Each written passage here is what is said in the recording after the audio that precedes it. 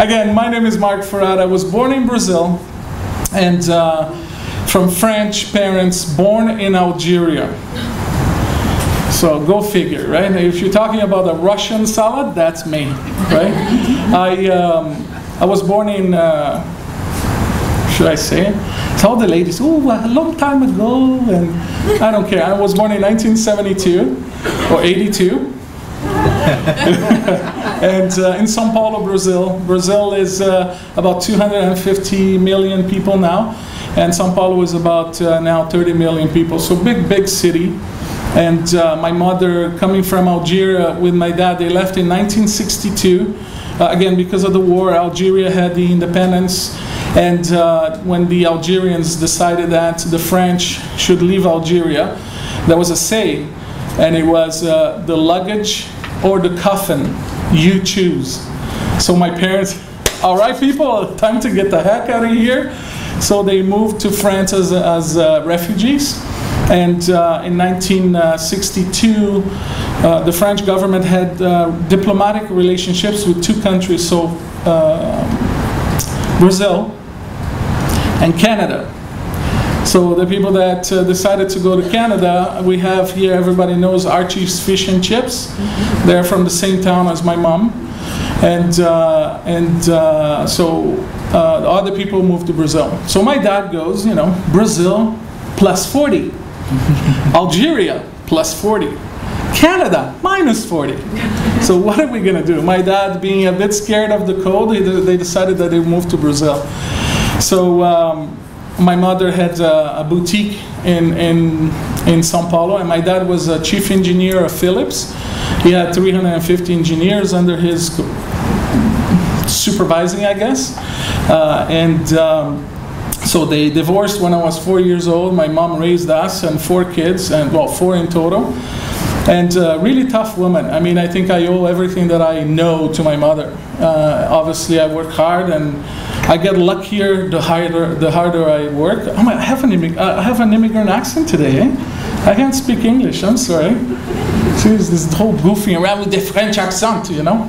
And so we moved to Brazil, where we stayed up until 1988, where, you know, unlike some of you guys that suffered the war and the pain of losing parents through the war, we didn't lose that, but my mother had a very successful restaurant in Brazil, and Brazil being a capitalist country, they decided that the bank that was just beside us that we did business with, okay, we had our bank accounts there for years.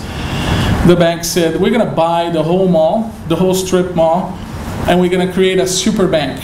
So they bought my mom's landlord's building and everybody else, and they kicked all of us out.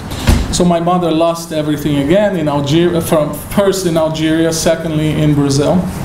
And it was 1988, and she decided that she wanted to come closer to family, because family, you know, makes sense, right? When you're lost, you look at family. So we moved to France, and I go from Brazil to France. My friends in Brazil go, oh, Forrat, what the heck are you going to go in France for? It's so cold. You're going to freeze to death, and the French all walk like these, and you're going to have a mustache and a beret. You're going to look weird. Well, it's not you. I say, dude, do I look Brazilian to you? I'm very transparent, right? So I don't fit in Brazil either. So I go to France, and I learned a little bit of the customs of France. Then one day I go to a nightclub, and I was dancing on top of a pool table, and why do you laugh? Because I'm a big guy. I was skinnier there, okay? So, and then I was dancing and making my moves, and I'm not going to do that here because, you know, I don't want people going, oh my God, he knows how to dance too.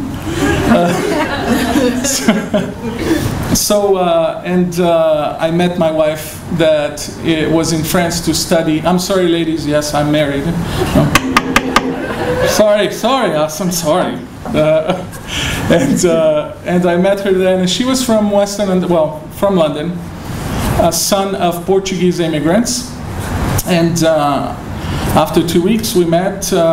First kiss, because I'm a gentleman, you know, I don't kiss right away, you know, just gotta take your time. And then she said, I'm only here in France for 4 months. What do you want to do? And after a month and a half that we met each other, we were talking about marriage already. So it was one of those meant to be things. And seriously, on her side, come on, look at this. And I make chocolate, right? So she's like, and I was skinnier there, so I was better looking there, you know.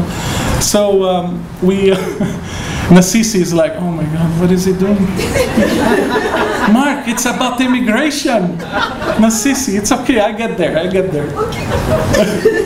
She's like, when is the time? Can you tell him? Anyways, and so I came to Canada to visit, and big shock. You know, for me, it's like I left my luggage in the cab, and an hour after, we got a phone call from the cab company. Say, oh, you left your luggage in the cab. Whoa! If this was either France or Brazil, my luggage would be gone, right? So that was the first culture shock for me, is to learn that there are still civilized countries in the world, and it was amazing. So it was that big difference. I'm not saying that we're not civilized in Brazil or France, but Canada was very respectful, right? So that was a first thing for me, is to feel that I was going to be accepted, or so I thought. So I started my first job here in Canada in West Lorne, which is a small town 50 kilometers from here, in a wood factory. And I felt racism, you know, and I mean, we talk about white people. I don't think you can find whiter than me, okay? And I still felt racism because I was French and I didn't speak English. So I came here just saying oui, yes, no, thank you, that's it, right? And so I was treated like that because close to when I came in, Quebec tried to separate, and the French people in Ontario, all this stuff. But I overcame that by just uniting myself with the little Portuguese community that was in the factory, right? So for fresh immigrants coming to Canada, it's normal that we gravitate towards the people that we know and we're comfortable with.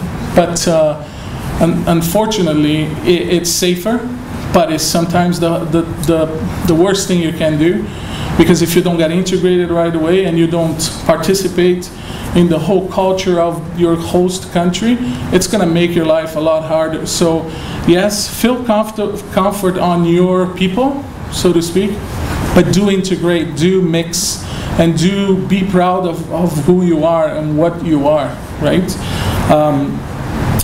I came in just to speak about my life, and then when I heard everybody talking about a very organized speeches and all that, I say, Marc, you got to pull this off, right? So I wrote just a few comments about my life in general here in Canada. I chose London because, again, my wife was from London. She was very familiar. She's an alumni from Western. And there's this whole culture about Western. Western is this whole different country, I think. It's once you're a Western graduate, you're part of the family, right? You guys agree with that? Yeah? You can applaud, Western. And Western has this way of, obviously making you feel welcome. And I think that that's what brought us to, it's funny to say, but I think that the experience that my wife had with London, especially through Western, was what brought us to London. And it is definitely a safe city, clean city. It's the hardest city in the world. I don't know if you guys know that, but for a businessman like me, an entrepreneur, London is the hardest city in the world to do business. Let me rephrase that. The hardest city in Canada to do business. If you make it in London, you make it anywhere. That's the say of business people in London. You go to business school in London, whether it be the Small Business Center or Fanshawe or Western, and you learn business, they say if you make it in London, you make it anywhere. Which is a sad thing for me as an immigrant and as an entrepreneur, because it is a tough city to do business. Absolutely. People are very, very picky, I guess. The customers know what they want, so which is not a bad thing. You have to know what you're talking about. You should know what you're talking about when you're going to speak. You shouldn't do a speech like I'm doing. You should know what you're talking about. But London is a very tough city. But once you show Londoners that you want to be a Londoner, you want to be a part of the community, they are the best at supporting you. I mean, it's not roses, absolutely not. It's not being a journey of happiness that I came in from the land of chocolate, and I opened my business and everything was fine. But I did have an advantage on a lot of you guys is to be a chocolate maker, a chocolatier. And it is an easy introduction to people, as opposed to saying, I want to write a magazine about immigration. How do you want to write a magazine? I mean, are you crazy? You don't know anybody. To me, it was easy, you know. Would you like some chocolate? Everybody said, chocolate. He's French. He's jolly. Oh, chocolate. So I do have, you know, besides the fact that I grew up fairly middle to lower class, and we lost everything twice, and I know what it is to be hungry, believe it or not. You know, I was working at a certain time in France, and we had to wait for the paycheck to come in, so it was bread and water and pasta for my mom and I. And so I know what it feels to be in trouble.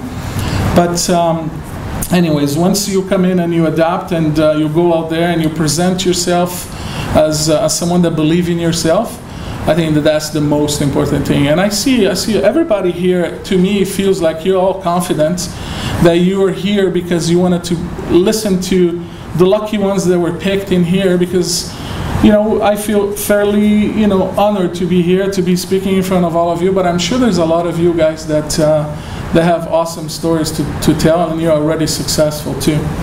So there you go. I came to Canada working hard and you know, believing in what I could bring for the community, and I encourage all of you guys that are immigrants that come to Canada that Canada is an amazing country. You have a support of Western, and you know, believe in yourself. And I think that's my speech, and I think we're going to take some questions, and thank you for having me.